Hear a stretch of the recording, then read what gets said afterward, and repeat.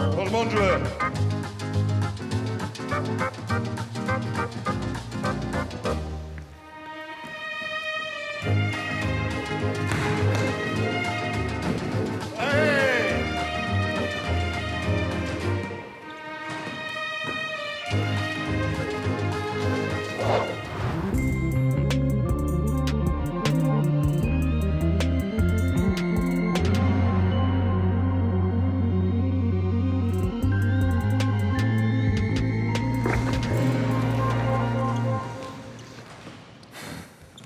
Ah, Philippe.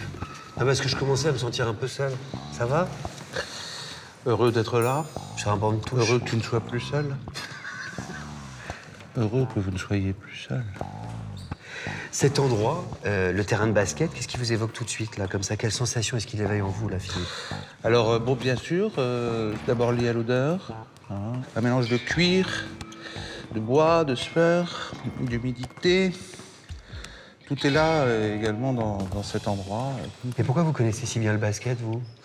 J'ai pratiqué le basket 10 ans dans ma vie terrestre. 10 ans. Bah, évidemment, là, quand vous dites terrestre, on se dit qu'il y a eu une autre vie, du coup. Donc, Bien sûr. C'est le... c'est le problème, là, tout Là, de tu suite. parles d'une vie terrestre. Au début de l'émission. 10 ans de vie terrestre. Mais c'est marrant parce que c'est pas forcément un espace auquel on vous associe tout de suite. Je ne pensais qu'à ça, j'étais obsédé par le basket. Et aujourd'hui encore, j'ai des rêves de matchs, de séquences de jeux incroyables, d'ailleurs. Et comment vous êtes retrouvé sur un terrain de basket la première fois de votre vie? Je me dirigeais vers le football, mais j'étais élevé en Vendée, qui est une terre catholique.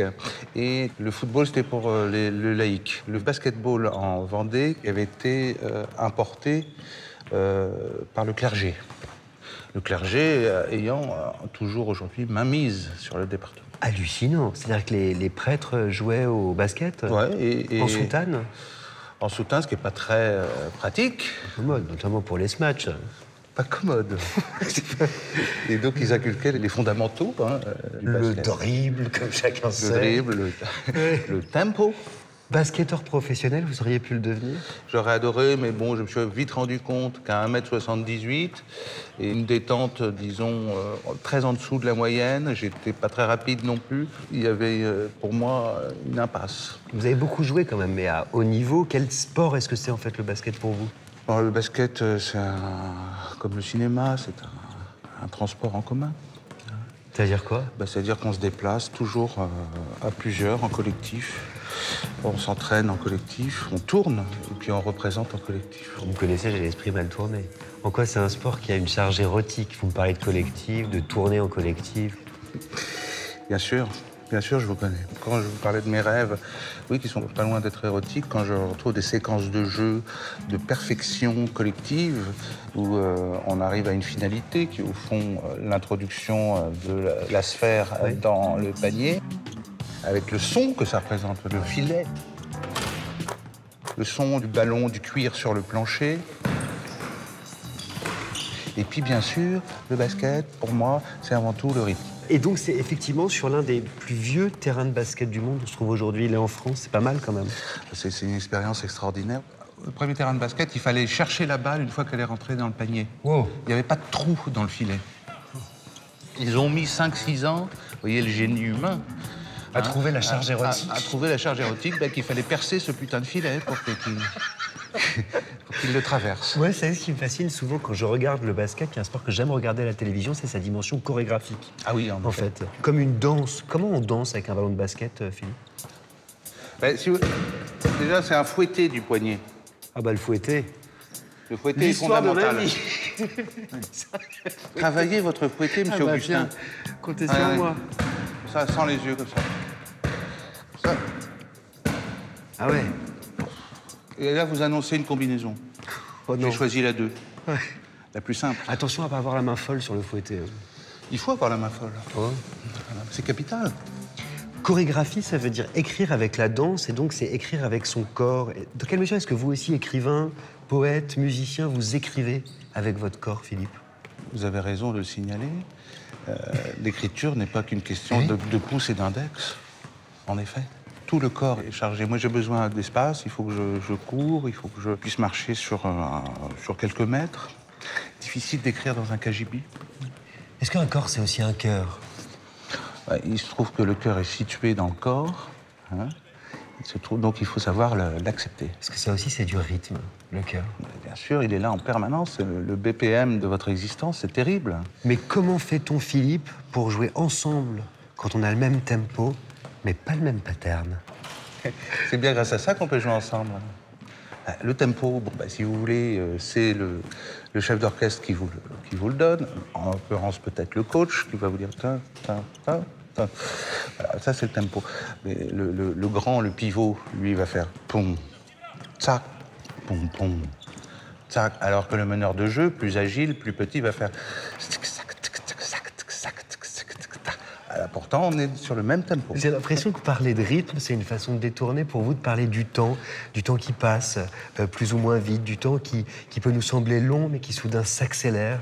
Ça représente quoi le temps pour vous? Quand on invente des chansons, on essaie de capturer le temps, hein, parce que le temps, comme vous dites, ça passe trop vite. On est paniqué par cette idée, donc celui qui enregistre capture le temps. Monsieur qui est derrière le micro est en train de nous capturer, il est en panique. Il y a quelque chose d'impressionnant dans le fait d'enregistrer sur une bande. Ce temps qui pourtant est laissé à l'éphémère. Alors quand on invente une chanson, vous avez 2 minutes 30 qu'on peut réécouter à loisir, peut-être indéfiniment, peut-être indéfiniment, peut-être indéfiniment. Cette activité n'a rien pour vous rendre modeste. Ah non, non, non.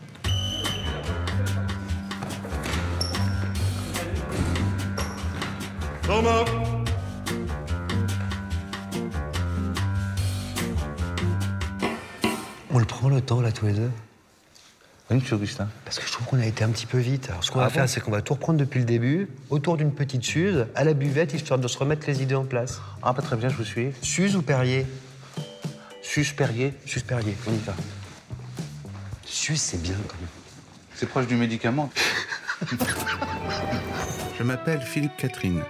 Et si on rembobine, on peut commencer par dire que je nais il y a 53 ans, 5 mois et 2 jours, montre en main.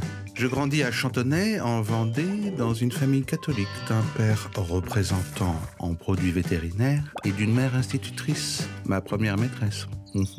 Moi, au milieu de tout ça, je trouve ma vocation un peu en avance. Dans ma vie, j'ai commencé à chanter vers 1 an. Hein. Ah, ce sont des cris, hein, des cris. Mais c'est du chant, tout de même.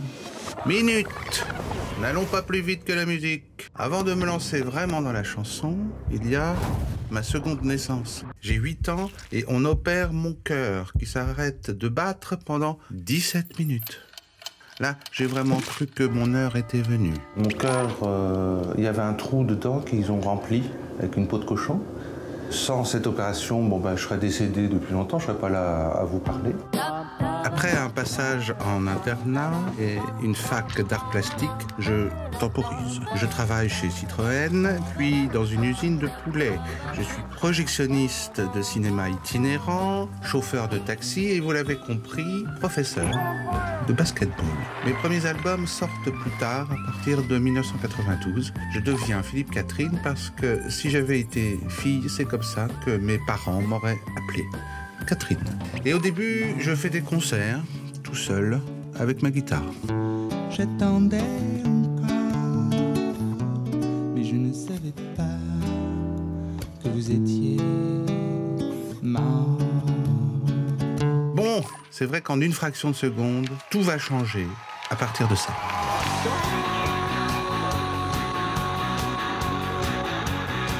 Regardez danser les gens. Et de temps en temps, j'écoute le son. Je ne m'arrête pas là. Je suis une cocotte minute, moi. Je compose pour mon idole, Anna Karina. À mes heures perdues, je publie plusieurs livres, j'expose mes œuvres au bon marché et je chante ma chanson Moustache chez Jimmy Fallon. Je réalise même mon premier film, Peau de cochon. Tiens, tiens. Bref, autant vous dire que je ne perds plus de temps. Philippe,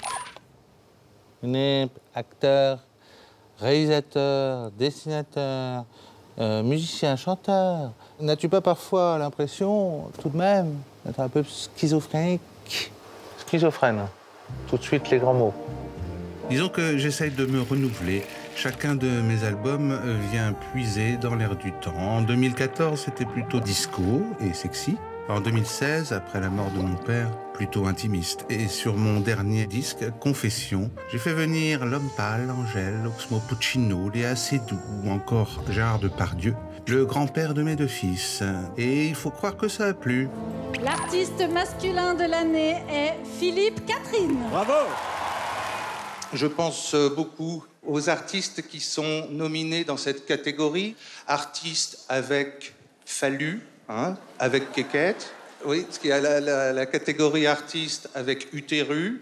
Bon, il faut espérer qu'un jour, on pourra jouer ensemble les mêmes jeux dans la même cour. Même au cinéma, on me récompense maintenant. Ça, c'est vraiment midi à 14h, si vous voulez mon avis. Le César du meilleur acteur dans un second rôle est attribué à Philippe Catherine dans Le Grand Bain. Bon, c'est n'importe quoi. Bon, ok. Bah oui, c'est n'importe quoi. Parce qu'au fond, tout ça, pour moi, c'est un jeu. Oui, un jeu. Le tout, c'est de le vivre à l'instant présent. Pas vrai? C'est un voyage, au fond. Moi, je suis un touriste. Hein. Je suis un touriste dans la musique, dans la comédie, dans les dessins, tout ça. Je suis un touriste. Hein. Je suis de passage.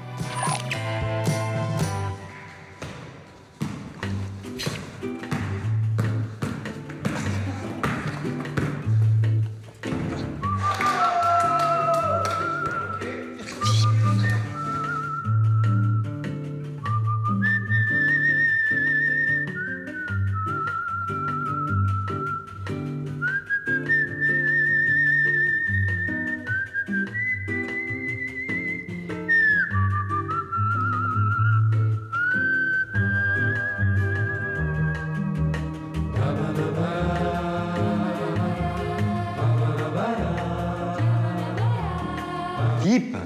Oui. Non, mais parce que je vais pas rester tout seul non plus. Bien Il y a un sûr. moment donné, enfin... Vous savez, Bien je sûr. vous regardais jouer, là.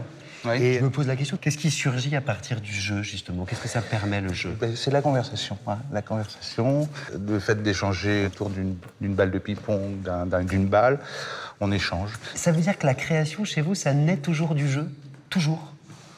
Oui, beaucoup. J'ai moi-même créé un jeu, enfin c'est un sport, qui s'appelle le freeball. Le freeball? Oui, le Attention, freeball. parce que peut-être que ça existe quand même. Parce que Non, là, non, je vais vérifier, figurez-vous. Vous l'avez déposé? Oh, je crois que c'est pas mon genre de déposer. Oh, ça dépend quoi. On fait déposer des chansons. Des étrons... des... Oh, oh, pardon. Philippe, des chansons. Des chansons. Ouais. Alors, c'est j'ai quoi pas déposé, mais le freeball, ça peut se pratiquer sur du gazon, sur du sable dur. C'est souvent 2 contre 2 ou 3 contre 3. Il n'y a pas de filet. Et surtout, quand vous touchez la balle, elle doit toujours aller vers le haut. Hein. C'est ascensionnel.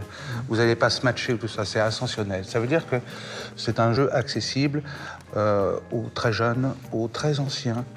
Bien sûr, ce sont des matchs mixtes, hein, féminin, masculin. Oui. Dieu merci aussi. Et donc le freeball est en pleine expansion actuellement. C'est-à-dire qu'il y a une ligue ou une... Il y a une fédération. Il y a combien d'adhérents dans cette fédération? Quarantaine. Hein. Vraiment? Oui, de licenciés. Et tous les matchs de freeball qui ont été joués pour l'instant sur cette terre ont été gagnés par moi. C'est la seule règle. Vous êtes tricheur? Non, pas du tout. Pas du tout. Non, je suis très fair-play aussi, mais c'est vrai que je suis le meilleur joueur de freeball du monde. À quel jeu est-ce que vous jouiez quand vous étiez petit? J'aimais beaucoup les cadavres exquis avec les camarades, qu'on faisait ça, des cadavres exquis, que je fais toujours, hein, j'adore ça. C'est-à-dire qu'on commence une phrase, on la termine, on la poursuit, Oui. on la termine. Oui, C'est un peu ce qu'on est en train de faire. C'est un peu ce qu'on est en train de faire. Mais en dessin aussi, vous pouvez le faire aisément, hein, avec des cages comme ça. Mais quel genre d'enfant est-ce que vous étiez? J'étais du genre vraiment à la ramasse. Total à l'ouest, le mec vraiment dans ses rêves. Hein. C'est ce qui avait marqué sur mes bulletins scolaires. Moi, je pense aux paroles de votre chanson 3 ans sur les enfants, Ouais. dans laquelle vous chantez. Ils comprennent des choses qu'on ne comprend plus. Ils savent des choses qu'on ne sait plus. Oui, j'y crois quand même, parce que Vous savez, cette histoire du petit pli que vous avez là au Oui. milieu, je le vois, monsieur Augustin. Moi, je l'appelle la fossette. Oui, Mais c'est alors, pas une fossette. On appelle ça, pour moi, le doigt de l'ange. C'est-à-dire que pourquoi on a un petit creux là? C'est parce que l'ange, quand vous naissez, vous dit chut, pour ne pas dire le secret. Pour moi, le doigt de l'ange, c'est tout à fait autre chose. Complètement tordu. Non, voilà, c'est vous qui l'êtes. Je pensais vraiment pas du tout à ça. Qu'est-ce que les enfants savent de plus que nous? Moi, je crois beaucoup en l'idée d'un cycle. C'est-à-dire qu'ils ont vu quelque chose de l'ordre de la mort. Ils savent. Ils en reviennent. Ils en reviennent. D'où le doigt de l'ange qui se pose. Ils en reviennent, donc ils ne doivent rien dire. Puis après, heureusement, on oublie. Il paraît que quand vous étiez petit, on vous appelait poubelle. Ce soir, je serai la poubelle pour aller danser. Yeah, yeah, yeah. C'est quand même pas très cool, c'est pas très gentil. J'étais adolescent et c'est vrai que je rechignais beaucoup sur le savon. Ça n'a pas duré longtemps, mais c'était... Vous savez, on traverse des périodes où... c'est-à-dire que je voulais être dans un groupe. Hein, voilà, on regarde le basket. Il y en a qui ne sont pas sélectionnés, qui ne peuvent pas y être. Qui sont sur le banc de touche.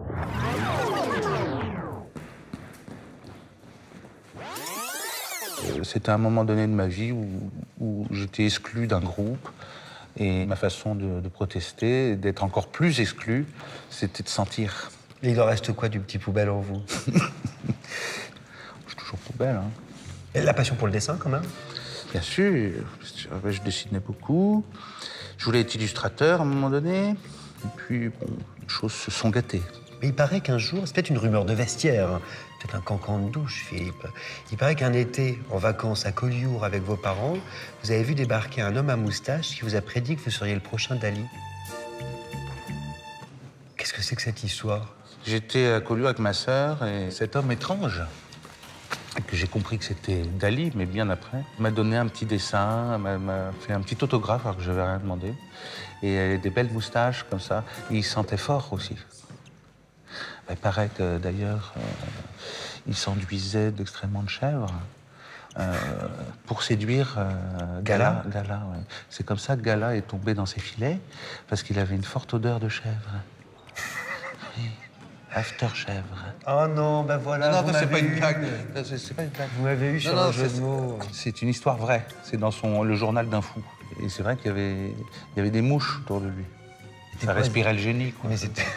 Mais c'était quoi ce dessin? 3 fois rien, une petite étoile que j'ai perdue, évidemment. Mais est-ce que la prophétie de Dali s'est réalisée? Non, bien sûr que non, mais... Il n'a jamais vu vos dessins? Non, le pauvre, il est mort sans les voir. Vous allez nous montrer surtout comment vous dessinez. Regardez.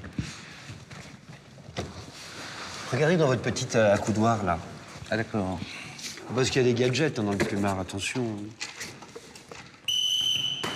Ça, j'en fais.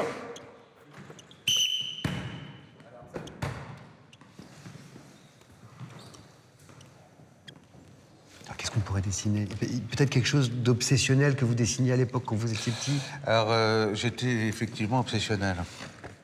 Je suis moins aujourd'hui, mais le dessin m'a calmé. Hein, parce que ce que je dessinais beaucoup, c'était ça. Bon, ça, énormément. d'accord. Énormément. Un arbre, sans doute. C'est un arbre. Oui. Ouais. C'était aussi pour moi une croix. Parce que moi, je voulais être curé. Parce que j'ai eu un moment donné comme ça, je voulais être curé. Donc, je dessinais beaucoup de croix. à ma C'est façon. pas exactement une croix, Philippe. excusez-moi, mais mais enfin. On dirait plus un parapluie. Alors, je faisais aussi des trucs comme ça. Alors, c'était plus des crucifixions. C'est terrible ce que je vous montre, parce que c'était... Ça, c'est une croix. Hein. ouais, c'est une verge. Affalue. Faut prononcer le S quand même à la fin. Un penny. Ça faisait beaucoup de bien de dessiner ça. J'en ai dessiné beaucoup. C'est mes premiers dessins que je distribuais à mes voisins, mes voisines, et je me suis fait avoir d'ailleurs. Enfin, cela dit, là, pour détournement. Ça peut être une rémanta, ça peut être plein Alors, de choses. bien sûr, vous en avez de l'imaginaire. Oui. Et si je vous demande maintenant de nous dessiner un cœur, par exemple? Le cœur, admettons, voilà, c'est comme ça le cœur. Qu'est-ce que vous voyez dans ce cœur? Bien sûr, c'est un postérieur. J'ai toujours tendance à rajouter une petite cicatrice. Car tout le monde a une petite cicatrice, un petit chagrin.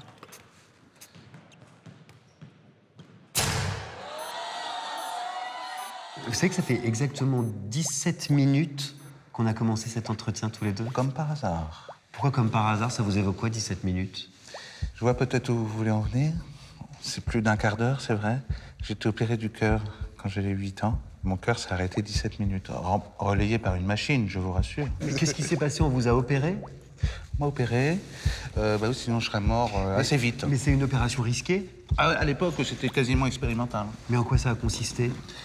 C'est-à-dire que j'avais un trou dans le cœur, donc ils l'ont colmaté, si vous voulez, avec une peau de cochon. La peau de cochon étant ce qui est le plus proche de celle de l'homme.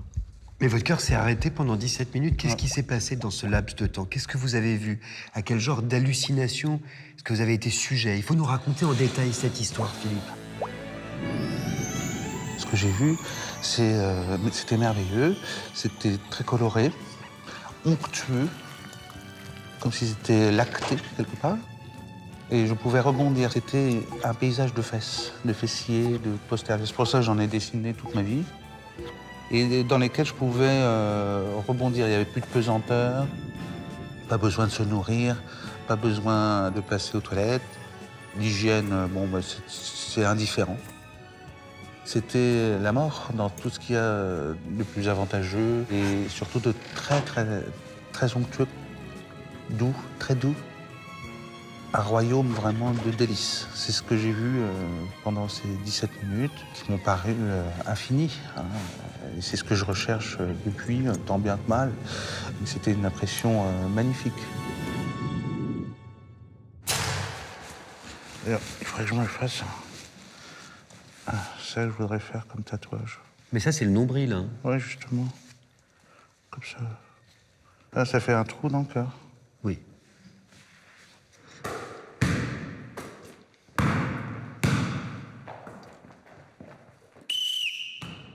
Vous essayez de la retrouver musicalement, mais aussi textuellement? Oui, mais dans aussi... ma vie, j'essaie de trouver des états d'hypnose qui rejoignent ça. J'ai eu, par exemple, par un riz de veau, par la nourriture. Ça m'intéresse. Oui, oui. Un dédoublement. Là, j'ai réatteint le firmament par l'ingestion de ces riz de veau. Je me suis vu l'ingérer et je me suis vu là-haut m'observer. Donc il y avait un dédoublement. Donc on était aussi dans un paysage nouveau, très très doux, et qui rejoignait l'idée quand même de l'extase morbide. Quel rôle joue le rêve dans l'écriture? On peut retrouver le rêve sans faire de rêve, déjà. Hier, vous avez rêvé de quoi? Cette nuit, je savais que j'avais rendez-vous avec vous. L'émission était finie, et puis alors on était en groupe, et c'était ce matin que j'ai rêvé de ça. D'un groupe, et puis vous vous êtes mis à demi nu, un corps sculpté dans l'ébène.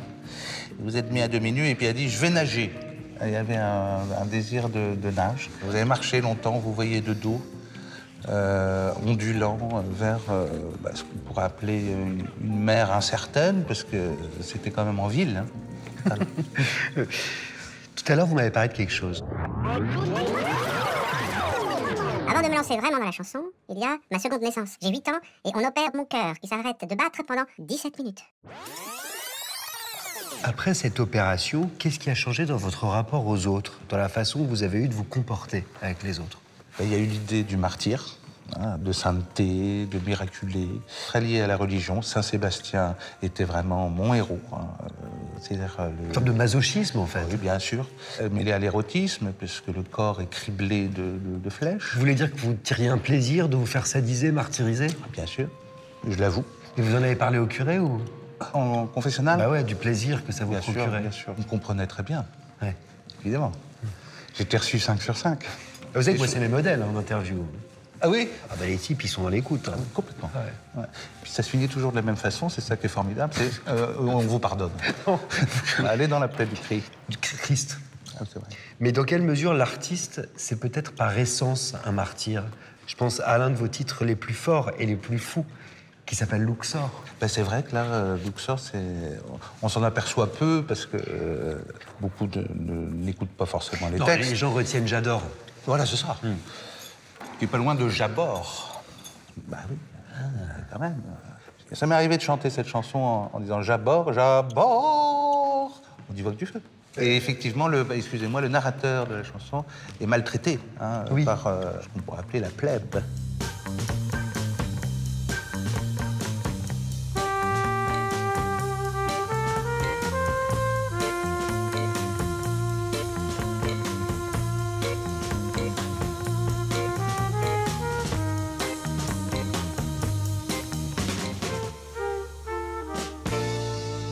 Quand vous voyez le Christ sur la croix, vous voyez quoi, vous? Bon, pour moi, c'est vraiment figure érotique par excellence. Il est cloué, et puis ce drap qui entoure son bassin, la souffrance, et puis des gens alanguis au pied de la croix. C'est pour ça que vous vouliez devenir prêtre? C'était pour être près de lui, en fait? J'avoue. Je le disais ça au confessionnal aussi, c'était assez bien reçu. C'est-à-dire, la figure érotique était comprise. Et quel genre de prêtre est-ce que vous seriez devenu, Philippe? J'aurais privilégié le jeu. C'est ainsi que je continue ma traversée sur cette terre. Je propose des jeux. Le plus gros péché que vous ayez jamais avoué au prêtre de votre paroisse, c'était quoi? Oh, bah, c'était toujours lié à des nuits chaudes, des pollutions nocturnes, des choses qui vous échappent. Le péché que vous n'avez jamais osé confesser? Le désir de tuer, je l'ai jamais confessé. Ah là, vous venez de le faire. Et alors? Bah non, mais... Est-ce que vous me pardonnez? Bah je vous pardonne, mais bon, qu'on est à deux doigts d'appeler les keufs quand même, quoi. Vous avez déjà tué? Non, non, jamais. Le péché qu'il vous reste encore à commettre? Je l'embarras du choix. Ah, c'est vrai? Ah bah oui, j'ai de quoi faire. Oui. Ah, mais c'est déjà la mi-temps, en fait, là. Ah oui. Ça passe vite. Ladies and gentlemen, mesdames et messieurs, damas y caballeros, the half-time of the Plumer Show!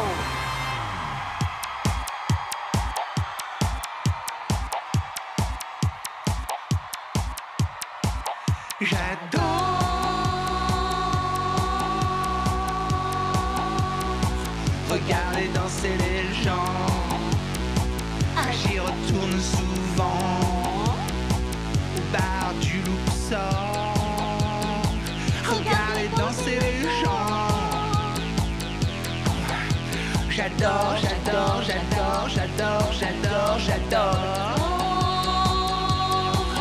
Les institutrices, puéricultrices, administratrices, dessinatrices, les boulangers, les camionneurs, les policiers, les agriculteurs, les ménagères, les infirmières, les conseillères d'orientation, les chirurgiens, les mécaniciens, les chômeurs, j'adore.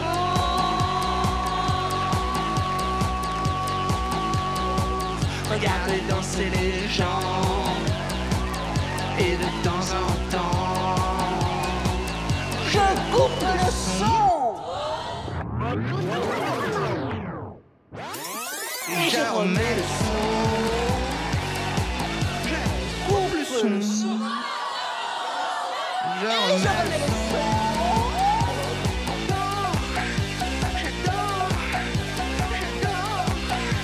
J'adore, et je coupe le son. C'était quelque chose quand même, là. C'était... Ah, elle est splendide. Hein. C'est une sainte pour moi. Vous arrive-t-il de penser que si les anges avaient une voix, ils auraient la voix d'Ariel? Certains d'entre eux, oui. Certains, pas tous, bien sûr. Ça peut être aussi des anges déchirés. Hein.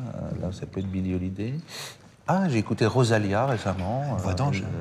Qui a une voix d'ange. Rosalia. Ouais, Rosalia. J'adore, j'ai ça. C'est Tout à l'heure, quand j'ai chanté, vous m'aviez dit que j'avais un organe, donc c'est Un pour bel ça que je vous organe, pose la oui. question.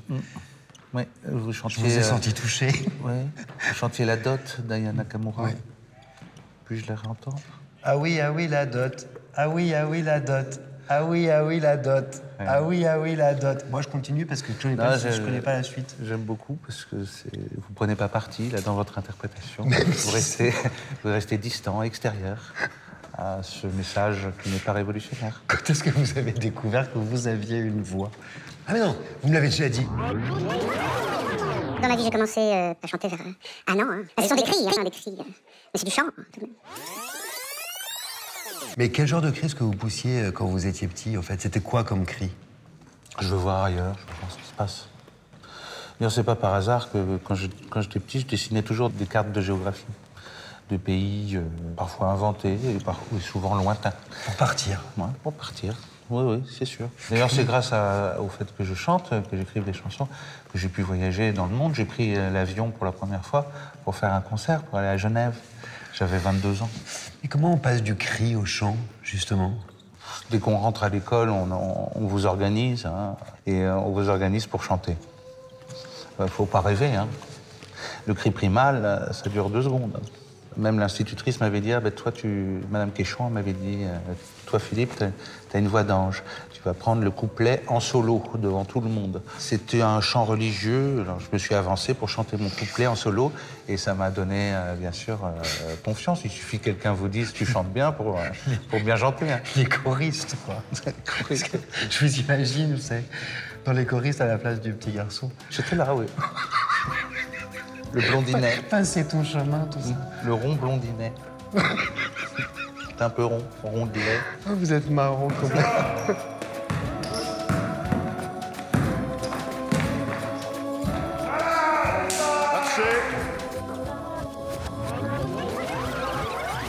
Je pense à votre chanson Moustache, là. Parce que c'est une chanson qui me fascine. Comment on fait pour la chanter? Comment est-ce que vous y prendriez si vous deviez me l'enseigner? Ouais, c'est chanter en riant. Bah, c'est ça. Ouais, c'est ça. Ouais.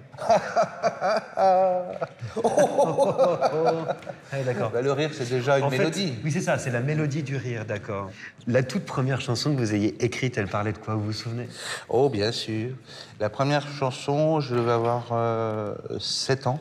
Mon papa conduisait à Nantes, il était un peu stressé quand on montait à la ville. Ma mère était là, et nous, on était 3 enfants, donc derrière, et il ne voulait pas s'arrêter pour nous acheter des pâtisseries, des éclairs au chocolat. Nous, on avait faim, on hurlait de faim. Et puis, il n'avait pas envie de se garer, c'était compliqué. Donc, au bout d'un moment, j'ai entonné cette chanson qui m'est sortie, mais alors, vraiment comme un cri, justement, pour rejoindre votre analogie. C'était quoi? C'est une chanson qui faisait « Il a peur de s'arrêter devant les pâtisseries. Il a peur, peur, peur. Il a peur de s'arrêter devant les pâtisseries. Il a peur, peur, peur. » Repris par mon frère et ma sœur. Mon père n'en pouvait plus. Il a réussi à trouver l'idée de se garer pour nous acheter des pâtisseries. Et là, je me suis rendu compte que la puissance d'une chanson. La puissance d'une chanson. Et si vous écriviez, en fait, pour obtenir quelque chose? C'est ça. Ouais. Le pardon, sûrement. Le pardon. Moi, ce qui me frappe dans cette chanson, c'est la peur. Bah, c'est vraiment ça, c'est lutter contre la peur. Qu'est-ce qui vous fait peur? Moi, j'ai pas le trac pour monter sur scène et tout ça, mais pour ce qui est de prendre un train, acheter du pain, de louer une voiture, enfin, tout ce qui est, au fond, ordinaire, j'ai peur. Mais c'est marrant que vous disiez que quand vous chantez, vous n'avez pas peur en revanche. Non, j'ai pas peur. Donc peut-être que ça apaise justement les peurs. Bah, c'est sûr. Avec quelle chanson, quelle musique est-ce que vous avez grandi? Qu'est-ce qu'on écoutait chez les Blanchards, parce que c'est votre nom? Quelle cassette est-ce qu'on glissait dans le lecteur de l'autoradio de la petite Renault 18? Il y avait des chants Renault 18. Non mais je sais même pas si c'était le Renault 18, je sais pas pourquoi. Il y avait des choses que j'aimais pas beaucoup, Brassens ou... J'aimais pas beaucoup Brassens. Parce que? La jouissance de la langue, c'est pas quelque chose qui m'attire beaucoup. Je préférais les choses beaucoup plus simples. Il y avait une cassette que ma mère mettait, que j'adorais. C'était la chanteuse Jeannette. C'est elle qui chantait ça. Quel organe! Oui, mais parce que je connais pas les paroles et je parle pas espagnol. Mais... Quel potentiel! Mais... je vois ce moment. C'est génial quand elle crie comme ça. Ah, c'est adorable. Et elle avait une chanson qu'on mettait tout le temps, que j'adorais. C'était... Il me plaît bien, ton frère. Il me plaît bien. On n'arrêtait pas de jouer cette chanson. Ouais, on chantait. Faut pas la chanter devant tout le monde parce qu'elle est chelou. Ouais. Pour son anniversaire, je le serrerai bien. Le serrer. En fait, ce que ça me raconte, moi, c'est que la musique, on n'y avait pas accès aussi facilement qu'aujourd'hui. C'est ça que ça raconte. Bien sûr. C'est-à-dire c'était un fantasme. Moi, je lisais plus sur la musique que j'en écoutais. Du coup, ça en faisait quelque chose de plus désirable, Philippe. C'est vrai qu'il y avait un désir fou d'imaginer la musique. Ouais. Tu lisais une chronique, je sais pas, dans Rock et Folk et tout ça, sur le Velvet Underground. Par exemple, tu dis, mais c'est quoi ce truc? À quoi ça peut ressembler? Attendez. Alors j'avais ma guitare et puis je chantais Sunday Morning, puisqu'on disait que c'était, par exemple, une chanson d'émerveillement matinal, douillette. C'est-à-dire que vous inventiez la chanson avant même de la voir entendue. Avec le titre, ouais. Et après, j'écoutais l'original, peut-être un an après, j'ai écouté le Velvet. Laquelle était la meilleure? La vôtre ou la leur?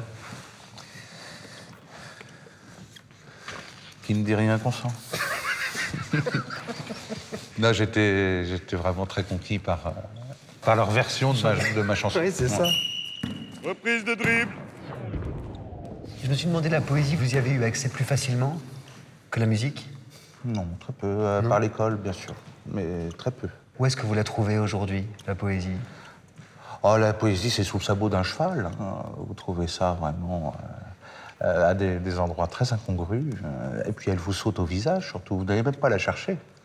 C'est elle qui vient vous cueillir. Vous voulez dire que parfois elle peut tomber du ciel? Un peu complètement, ouais. Comme un astéroïde. Philippe, essentiel.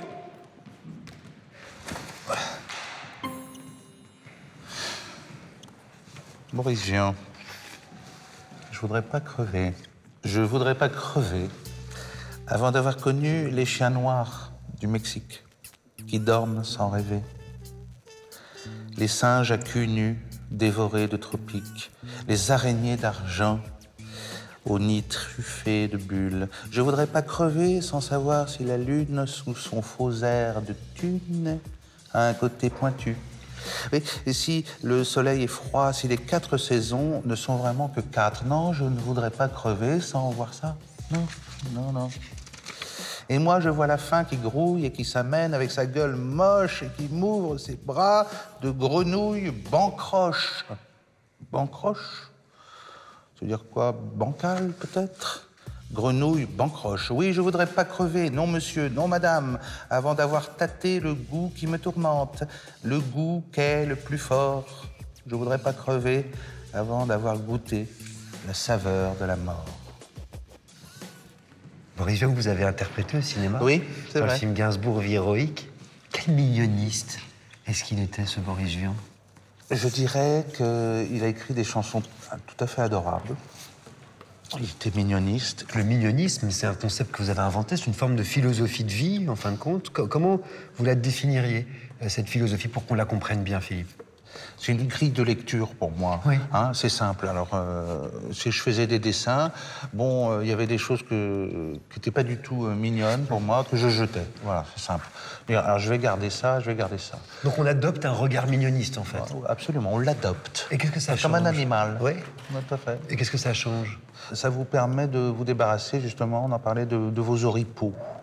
Hein, vous laissez de côté ce qui vous paraît lourd, besogneux, malodorant, et vous évitez cela, et donc la vie vous paraît beaucoup plus légère. Donc quand vous regardez dans le miroir, qu'est-ce qu'il y a de plus mignon en vous? Pour moi, c'est mes narines. Ouais. Observez-les. Ouais, pas trop, parce qu'après, on bloque. Vous savez, quand on observe trop, par exemple, les sourcils, on bloque. Là, regardez, prenez conscience que j'ai des sourcils. Oui, ce sont 2 accents circonflexes. Et maintenant, regardez-moi. C'est fou, hein? Je suis effectivement troublé.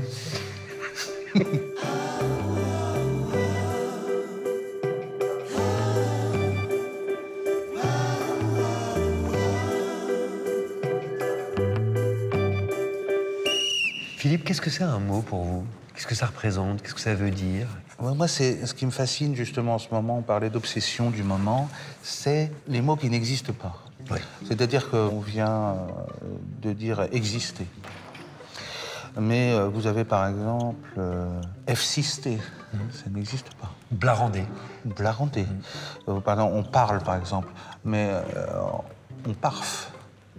Ça pourrait être ça. Hein. C'est-à-dire qu'il y a une quantité de mots qui n'existent pas, beaucoup plus importante Bien sûr. que les mots qu'on utilise quotidiennement. Tous les possibles, en fait. Tous les possibles, c'est ça qui me fascine. Les podibles. Tous les podibles. Les horribles. Horrible. Et ça me... à la fois, ça m'inquiète, ça me scandalise, mais ça me stimule. Qu'est-ce que le rap, justement, et l'usage que les rappeurs font de la langue et des mots vous apporte? Parce que je sais que c'est très important pour vous. Oui. Ben, c'est quand, par exemple, quand on écoute une conversation à la sortie d'un lycée ou je sais pas. Les jeunes, ils parlent pas du tout comme nous. Alors, c'est beaucoup j'avoue. Hein, il y a beaucoup d'aveux.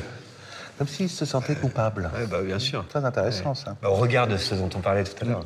Ah, j'avoue. Les filles se disent aussi régulièrement. J'avoue. J'avoue. Ouais, souvent. Avec la syllabe qui traîne. Oui. Donc là, c'est beaucoup d'informations nouvelles. Évidemment, le rap est lié à ça. Et puis, ce qui m'intéresse aussi beaucoup dans le rap, et ce qui a changé beaucoup les choses, pour moi, c'est que je trouvais la chanson française très, très vertueuse. Bon, pas loin d'une bien-pensance, oui. qui a fini par m'étouffer, moi, personnellement. Alors, dans le rap, il y a eu cette... c'est-à-dire, j'avoue, mes faiblesses. Des petites dissidences, en fait. Des dissidences, donc on parlait de Booba, de PNL ou Vald. J'avoue. C'est sans doute... c'est les aveux. Une des plus belles exégèses du rap que j'ai entendues. Oui, j'avoue. J'avoue.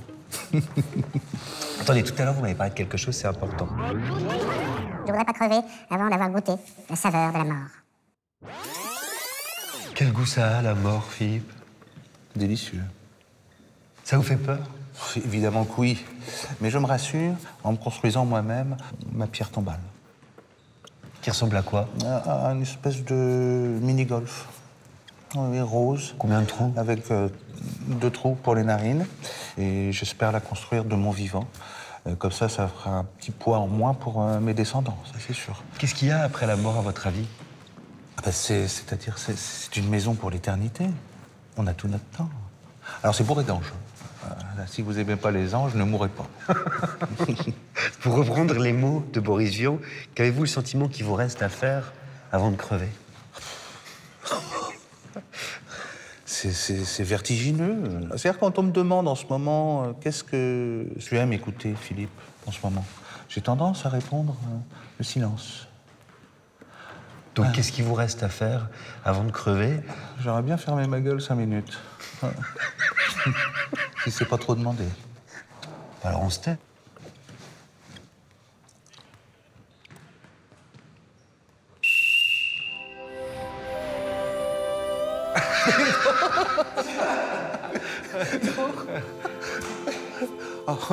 Oh, mon arbitre préféré. Ça va? T'es super.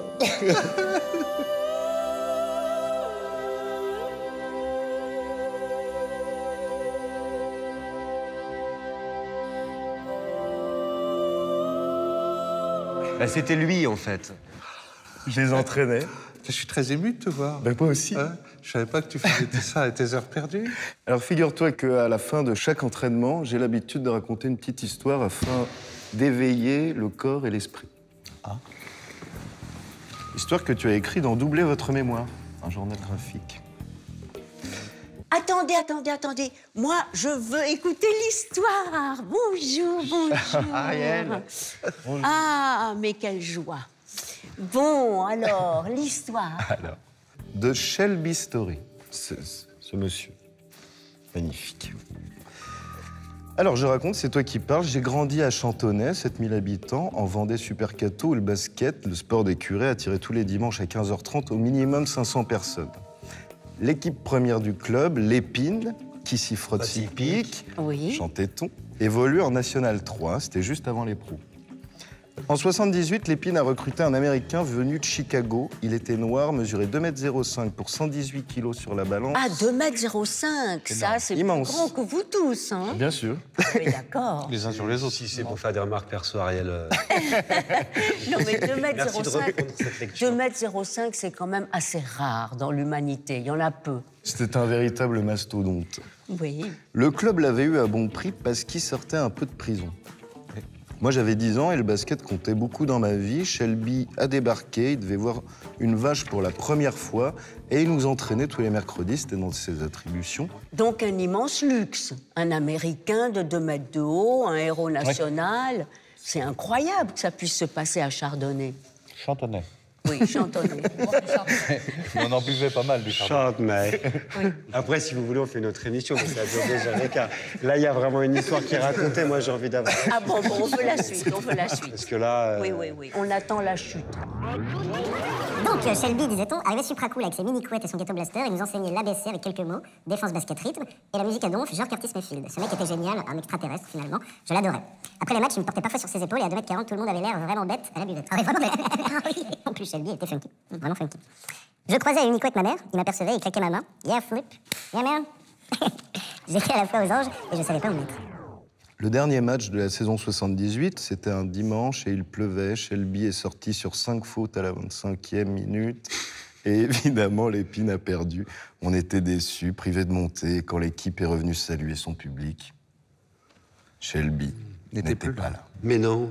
Il avait disparu. Wow. Et vers 20h, mon père reçoit un coup de fil à la maison. Shelby avait foutu le camp avec la 404 du club et la recette du match. Ah oui, quand même. Eh oui, quand même. Une semaine après, la 404 était retrouvée à Bruxelles dans un terrain vague sans Shelby et sans le fric. Sans la recette du match, ouais. Scandale à Chantonnay. Tout le monde était sur le cul, dégoûté. Moi, je ne savais pas si j'étais déçu ou encore plus fasciné. Seulement, je l'imaginais au volant de la 404 avec le blé, le sourire aux lèvres et la musique à fond sur le ghetto blaster. Et c'est sûr que j'aurais vraiment voulu être lui à ce moment-là. Voilà. Ah, très mignon. Bravo. Ah, merci à toi. Toutes ces images me reviennent. C'est une histoire épique, quoi. Tout ça, c'est pour C'est une odyssée. Oui. Après, c'est vrai qu'on attendait la chute, Ariel. Attendez la On attendait la chute, évidemment.